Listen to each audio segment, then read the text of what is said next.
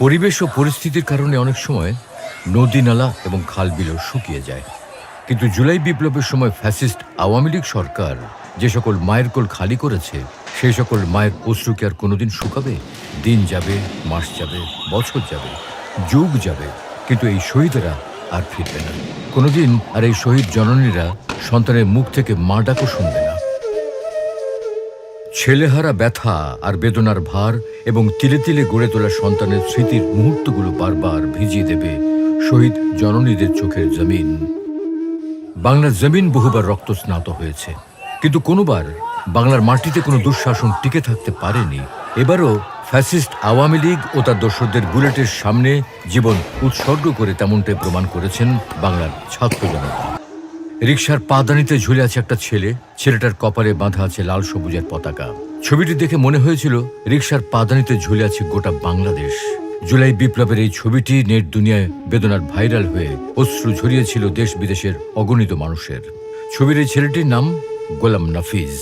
স্বৈরাচার বিরোধী আন্দোলনে গোলাম নাফিজ পুলিশের গুলিতে মারা যায়। সে রাজধানীর Banani Vidyaniketan school and college থেকে এসএসসিতে জিপিএ 5 পেয়ে পাশ করে কলেজে একাদশ শ্রেণীতে ভর্তি হয়েছিল। গোলাম নাফিসের বাবা গোলাম রহমান কান্না জড়ানো কণ্ঠে বলেন, পিতার কাঁধে ছেলের লাশ, কত কষ্ট, কত দুঃখ, কত বেদনা। যার ছেলে মারা গেছে তারাই বুঝতে পারবে। কিন্তু আমার ছেলে যখন গোলাম নাফিস যখন এইভাবে যখন মারা যাবে, আমি কোনোদিন কল্পনা করতে পারি নাই। 4 আগস্ট বিকেল 4টার দিকে ফার্মগেট এলাকায় গুলিবিদ্ধ হয়ে শহীদ হন নাফিজ। সে ছিল মেধাবী, মেধার সাক্ষ্য রেখেছিলেন এসএসসি পরীক্ষায় জিপিএ 5 পেয়ে। ছোট থেকেই নাফিজ লেখাপড়ার পাশাপাশি সাংস্কৃতিক অনুষ্ঠানে অংশ নিতেন। মুক্তমনা হয়ে বেড়ে ওঠা ও নিজেকে এক ধাপ এগিয়ে রাখার লক্ষ্যে নাফিজ নিজেকে যুক্ত করেছিলেন বাংলাদেশ স্কাউট ও বিএনসিসির সকল কার্যক্রমের সাথে। গোলাম নাফিজের মতো অজস্র মেধাবী আলো হয়ে বিকশিত হওয়ার আগেই সে আলোক বিন্দু নিভিয়ে দিল স্বৈরাচার হাসিনা সরকার। নাফিজ এখন কেবল স্মৃতির নাম। বাবা মা নাফিজের স্মৃতির স্মারক হাতড়ে প্রিয় সন্তানের কথা যতবার মনে করে, ততবার তাদের চোখের জমিন ভিজে ওঠে অশ্রুতে। সন্তান হারা এমন অজস্র বাবা মার কষ্ট আজ কে দূর করবে?